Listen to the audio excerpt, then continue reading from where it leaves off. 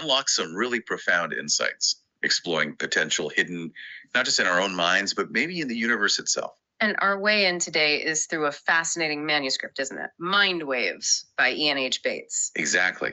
And what makes this, I think, particularly compelling is how Ian weaves together these deeply personal experiences, his own journey with mental health, for instance, with a really diverse background. Yeah, entrepreneurship in media, design, manufacturing, innovation, and now with a focus on environmental impact too. It's quite the mix. It really is. So our mission for this deep dive is basically to pull out the most important nuggets from his exploration of science, spirit, the self, and see how it all connects. Showing just how interconnected things are, often in ways you wouldn't initially expect. Right. So let's unpack this. The author's story kicks off with something pretty extraordinary, a moment he calls the awakening. Okay. This happens when he's 38 in Chamonix. And get this, it's after smoking marijuana for the very first time. Wow. Okay. Not what you'd maybe expect. Not at all. He says he was jolted awake, like in the middle of the night, by this voice. Very calm, very clear, speaking right inside his head. A voice? What did it say? It told him basically, stop everything, take control of your life, find your true purpose.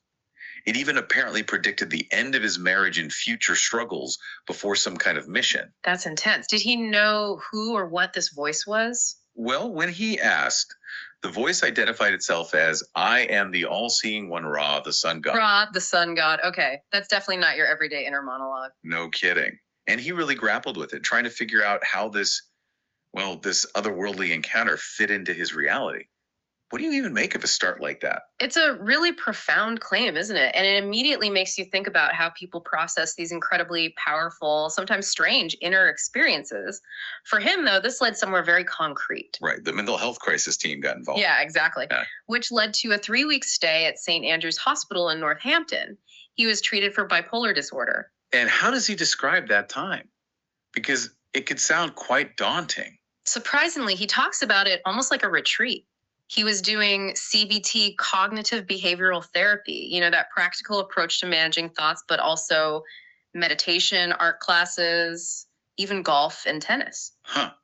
So not just clinical. No, and he said he felt incredibly alive, almost guilty about it, knowing others weren't doing as well. And there's this little detail, one of his paintings from that time apparently still hangs there. Wow. And what about the voice? Did it just disappear? No, that's the thing. He says the initial voice actually multiplied. It became this chorus. A super fast, super intelligent stream of ideas connecting science, philosophy, spirituality. Like a download of information. Kind of, revealing this deep interconnectedness between everything light, energy, humans, trees, fungi, minerals, you name it. He even says, despite being labeled bonkers, he's grateful for it, sees it as a gift we all share. Which is a fascinating perspective. And when you look at his background, it's not maybe the typical path you'd expect for someone having these kinds of experiences. What was his background before all this? Academically, it was chemistry, biology, maths, then marketing. Yeah. But he apparently always had this artistic pull, wanted to be an artist, architect, carpenter. But his father, who sounds like a complex character, strict, frugal, funny, but struggled to show affection, never said, I love you. Maybe even a bit jealous, pushed him towards academia instead. That relationship sounds complicated. Yeah. But then he had this incredibly close, loving relationship with his mother, who he feels still visits spiritually.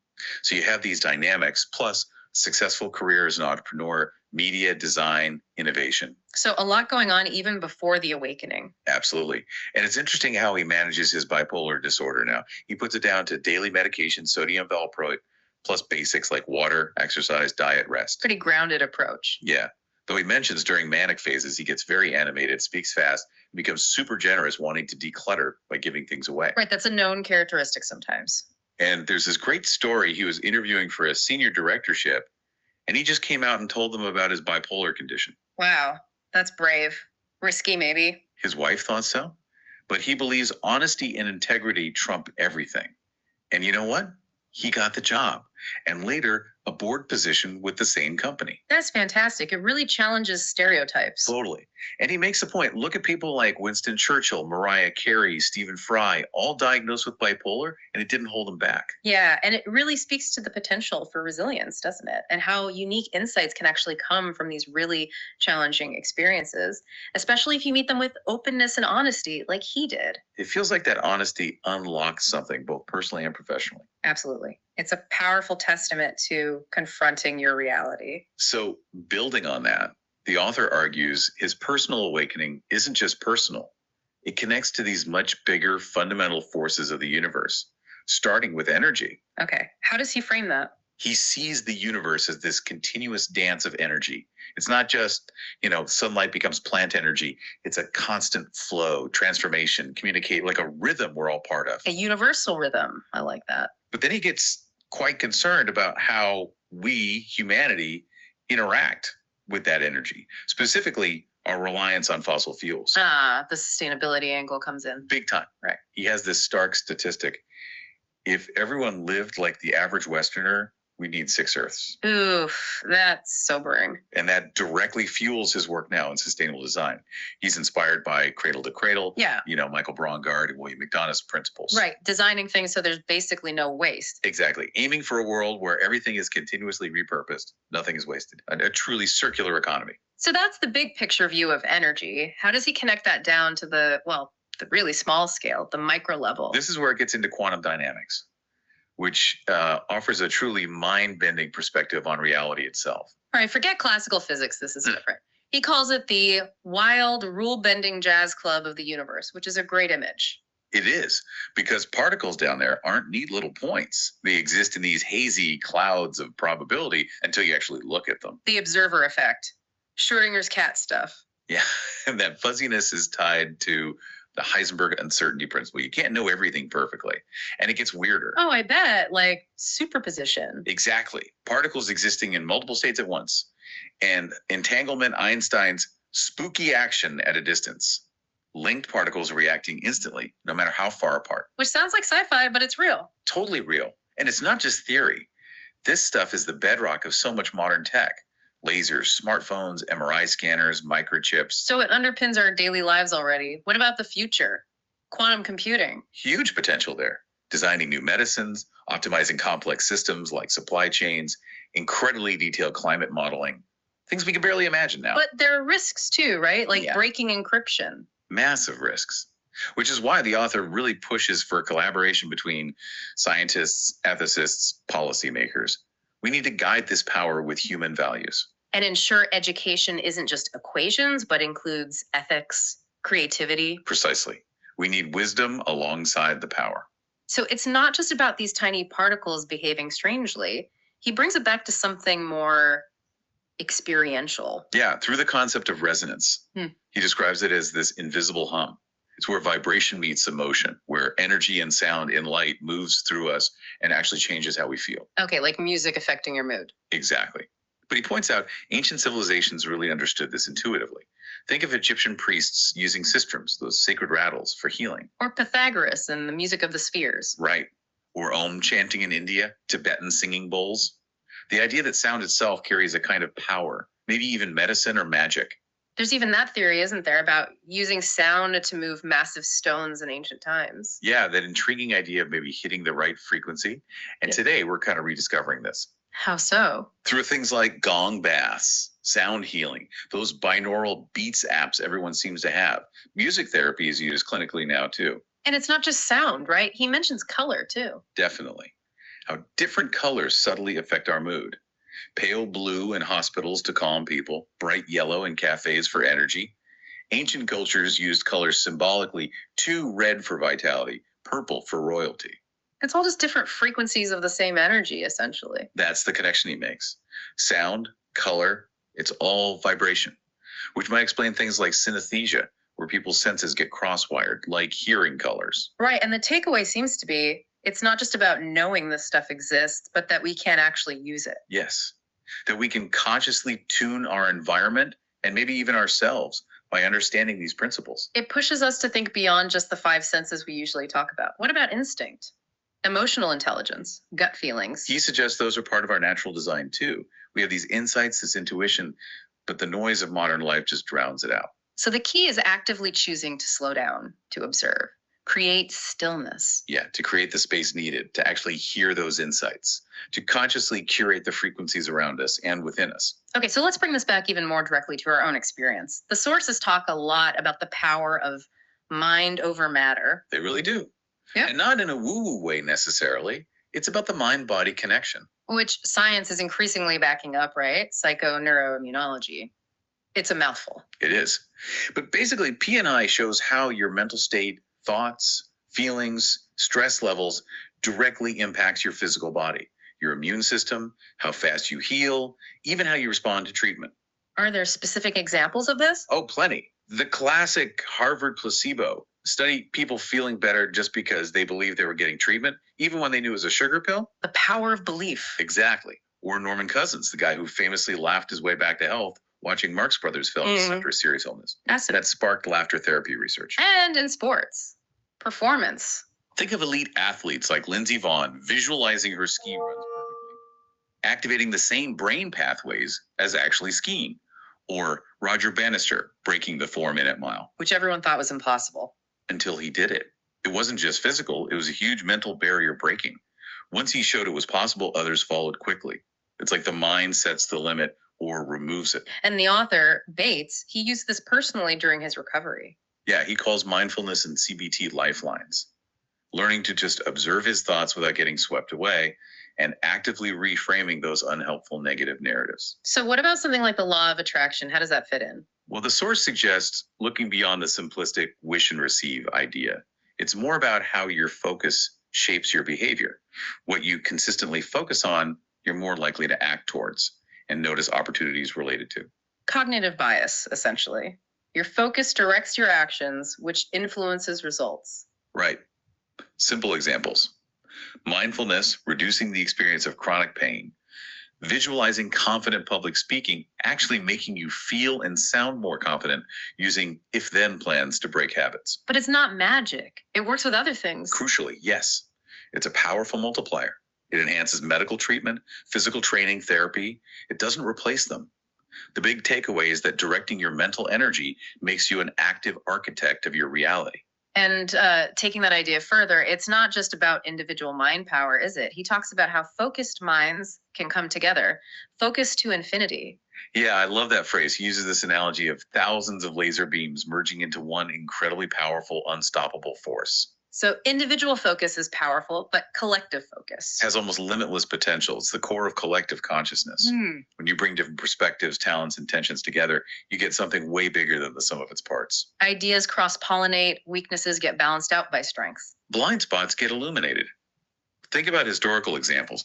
NASA's Apollo 13 mission, that incredible coordination under pressure to bring them home safely. A massive collective problem-solving effort. Or the global cooperation that eradicated smallpox. That took immense shared focus and action. He calls it the physics of unity, right? Like resonance amplifying energy. Exactly. When people work in harmony, their contributions multiply. They don't just add up. You see this in practical ways too, like Google's research on teams, Project Aristotle. Right. They found the key factor for high-performing teams wasn't just individual brilliance, but psychological safety. People feeling safe to share ideas, take risks, admit mistakes. And in sports. Think of underdog teams winning championships through pure cohesion, like Leicester City in the Premier League. Or the insane precision of a Formula One pit crew, pure synchronized focus. So what does it take to create that kind of collective power? He boils it down to 3 core elements: trust, communication, and respect. When you have those, problems don't break teams. They become opportunities for innovation. Which brings us to communication, and specifically listening. He argues we have listening blind spots. Oh, definitely. You know, we all think we're pretty good listeners, right? I like to think so. But the reality, according to the research he cites, is kind of sobering.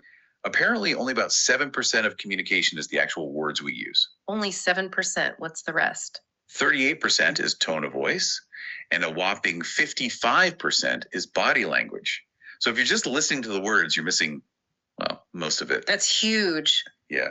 He tells this story about a CEO who could read a room, not by the PowerPoint, but by watching people's eyes, hands, posture, understanding the unspoken currents. So active listening becomes crucial, more than just hearing. He calls it a superpower. It means really observing, clarifying what you think you heard, reflecting back key points, and this is important, pausing, letting silence happen so deeper meaning can surface. And he experienced the power of that himself. In therapy, during his recovery, his therapist would gently probe based on his tone or subtle cues, leading to real breakthroughs that just talking might have missed. There are cultural factors too, right? Blind spots based on different norms. Absolutely. Like how silence can mean respect in Japan, but might feel awkward elsewhere. Or how a yes in some cultures means, I hear you, not necessarily, I agree. Gestures mean different things. Mm. It's complex. And then there were just the everyday barriers, distractions, prejudging, getting triggered emotionally. Information overload, trying to multitask while listening, which we know doesn't really work. Does he offer ways to get better at it? Yeah, practical things, like the last 3 words exercise, repeating the last 3 words someone said as a question to encourage them to elaborate. Or just practicing listening without an agenda, being genuinely curious. In today's world with constant distractions, that kind of focused attention feels rare. He calls attention the new currency.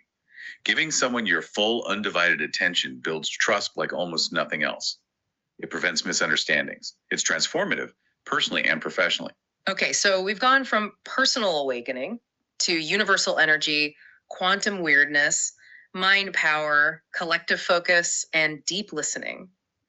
How do we weave all this together into a fulfilling life? That's exactly where the author goes next. It boils down to aligning 3 key pillars: health, wealth, and purpose. The 3 pillars. Okay, starting with health.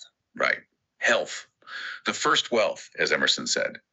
And it's not just physical health, though that's obviously foundational. He talks about the challenges of modern life, processed food, sedentary jobs, screen time. Things that chip away at our physical well-being. Exactly. His advice isn't about radical overhauls, but small, sustainable habits. Choosing whole foods more often, finding ways to move daily, really protecting your sleep. And mental health, given his own journey. Crucial. He calls it the often overlooked sibling of physical health. Stress is the quiet saboteur. So practices like mindfulness, breath work. He sees them as essential armor, nurturing relationships too. For him, mental health isn't just important, it's a prerequisite for a meaningful life, something he learned firsthand. That makes sense. And the second pillar, wealth. It's not just about money, is it? No, it's a much broader definition. It includes having time for what matters, possessing adaptable skills and knowledge, and having enough emotional security to make choices based on your values, not just out of fear. So financial stability is part of it, but not the whole picture. Right. Financial stability is important to achieve through sensible choices, like living within your means, investing in yourself, understanding saving. But he stresses that money without time and purpose rarely satisfies. You hear that from successful people sometimes, right? Yeah. They have the money, but feel empty or drained. Exactly. Which leads to the third pillar, purpose. He calls it the essential compass. Without it, even if you're healthy and financially secure, life can feel aimless. And purpose is deeply personal, right? It could be work, creativity, family, a cause. Totally personal. And research backs this up. Having a strong sense of purpose is linked to longer life, better health, more resilience. Think of the Japanese concept of ikigai, your reason for being. And it can change over time. Definitely. He uses his own journey as an example. Purpose isn't static. It evolves as you do. So how do these 3 pillars, health, wealth, purpose, work together? Ideally, they reinforce each other. Good health gives you the energy to pursue purpose and build wealth. Purpose gives meaning to your wealth. Wealth can provide the freedom to focus on health and purpose.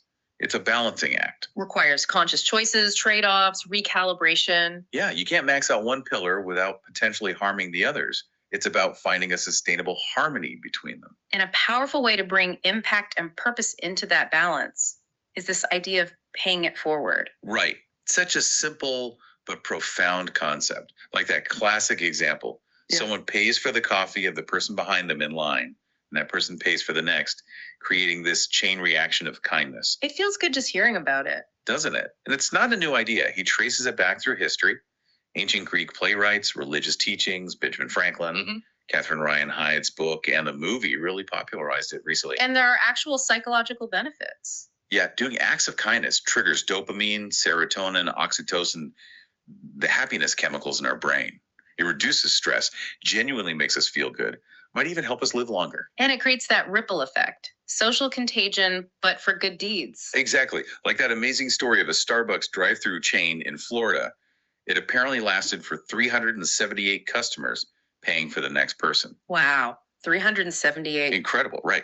And you don't need big gestures. It can be leaving coins in a parking meter, tucking a kind note in a library book, giving up your seat, cooking for a neighbor, sharing a useful contact. Simple things. Simple things. And it applies in business too. Mentoring a startup, companies supporting their communities, like Patagonia's environmental activism, inspiring others. Or on a wider scale. Skilled tradespeople, teaching kids from disadvantaged backgrounds, or that Italian tradition, cafe sospeso, paying for an extra coffee for someone who can't afford one later. It changes your perspective too, doesn't it, when you start doing it? Totally. You start seeing opportunities everywhere. You see strangers less as other and more as fellow humans.